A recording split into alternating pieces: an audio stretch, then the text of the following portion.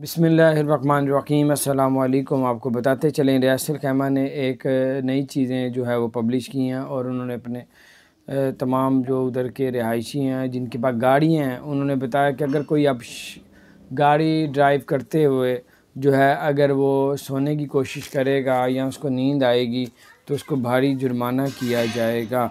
और उससे उन्होंने रडार कैमरों को उन्होंने मज़ीद ऐसी चीज़ें लगा दी हैं जिससे ये भी पता चल जाएगा कि आप लोग दौरान ड्राइविंग जो है वो आप लोग सो रहे थे और या मोबाइल में बात कर रहे थे। ऐसी कुछ 100 चीज़ें जो हैं वो उन्होंने पकड़ने के लिए मज़ीद रडार और कैमरों की लगा दी हैं। अब कोई ऐसा कोई करेगा तो बहरहाल उनको जो है वो भारी जुर्माना किया जाएगा। ये कुछ अपडेट थी। बेल्ट से लगाना है और मोबाइल नहीं सुनना और दौरान सफ़र जो है वो आपने सोना नहीं है। तो बहरहाल ये कुछ अपडेट थी, मैंने कहा आपके साथ शेयर करूँ ताकि आप बड़े नुकसान से बच सकें। अल्लाह ताला खैर करे। अगर आपने हमारे चैनल को सब्सक्राइब नहीं किया तो सब्सक्राइब कर दें। Bell icon